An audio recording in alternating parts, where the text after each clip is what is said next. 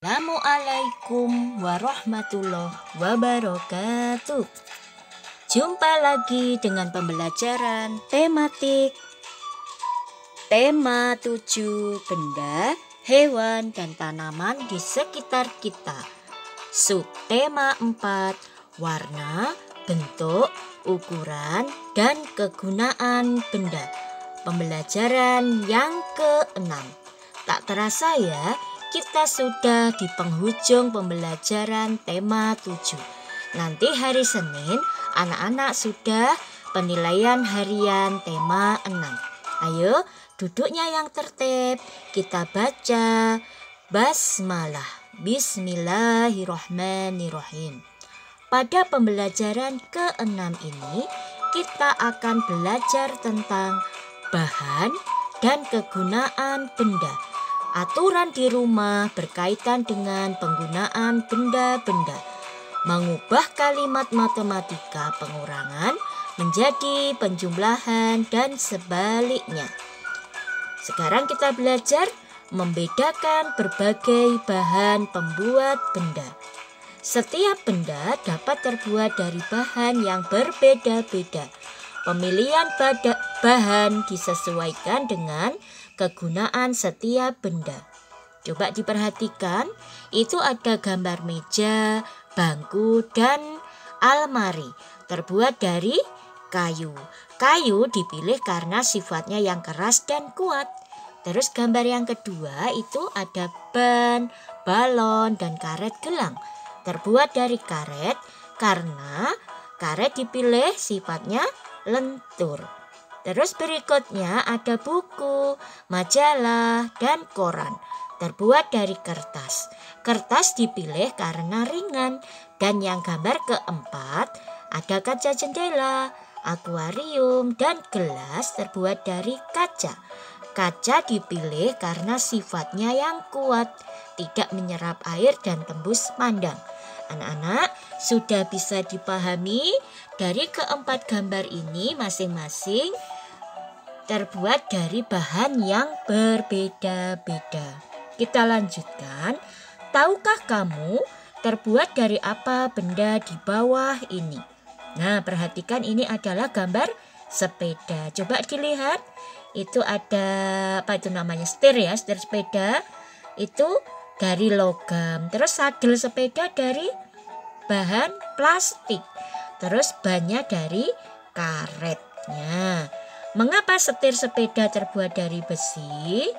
Karena sifatnya yang kuat dan keras sehingga tidak mudah patah.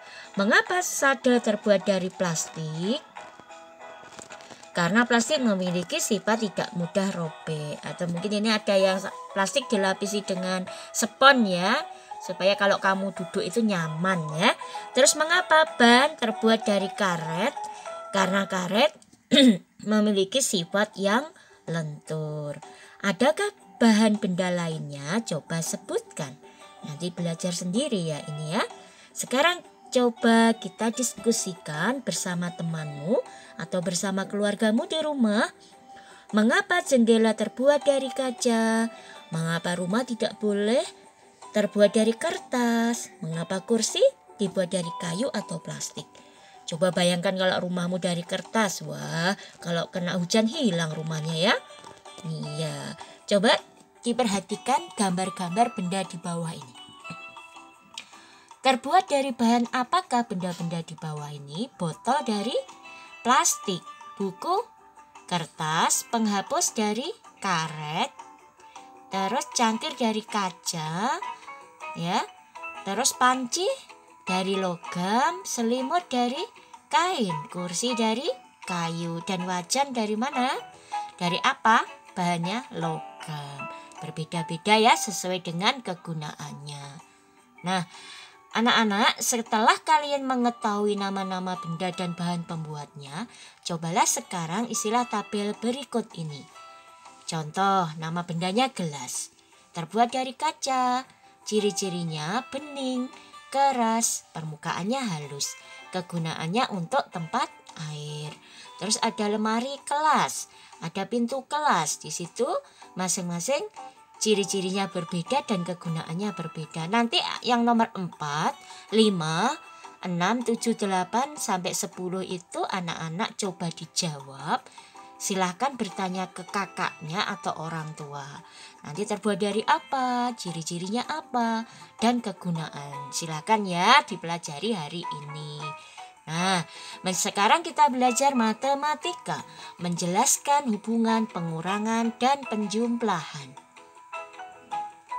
Coba penjumlahan 30 ditambah 12 sama dengan 42. Karena 30 ditambah 12 hasilnya 42, maka 42 dikurangi 12 akan menjadi 30 kembali. Kalau ditulis seperti ini, 42 dikurangi 12 sama dengan 30. Hal ini juga berlaku untuk 42 dikurangi 30 akan menghasilkan 12. Paham ya? Angkanya pasti ada yang 3 itu. Tidak mungkin angkanya selain angka 3 angka itu ya. Nah, 42 dikurangi 30 sama dengan 12. Perhatikan kembali pernyataannya. Kalau penjumlahan 30 ditambah 12 sama dengan 42. 42 dikurangi 12 sama dengan 30. Sekarang 42 dikurangi 30 sama dengan 12. Sudah paham ya? Kita lanjutkan. Nah ini ya dari contoh tadi sekarang kita berlatih mengubah penjumlahan menjadi pengurangan. Perhatikan nomor 1, 23 ditambah 65 sama dengan 88. Ada 3 nomor. Sekarang kalau 88 dikurangi 65 sama dengan 23. Terus sebaliknya 88 itu dikurangi ya, tandanya keliru itu ya, dikurangi 23 sama dengan 65. Terus yang nomor 2 juga sama, 69 kurangi 28 41, 69 kurangi 41 28. Nah, sampai yang nomor 3. Maaf ya, yang nomor 1 itu yang baris ketiga itu harusnya dikurangi 88 dikurangi 23 sama dengan 65. Ya, kita lanjutkan anak-anak. Sebelum Bu Al lanjutkan, hari ini akan ada tugas yang harus dikirim ke e-learning.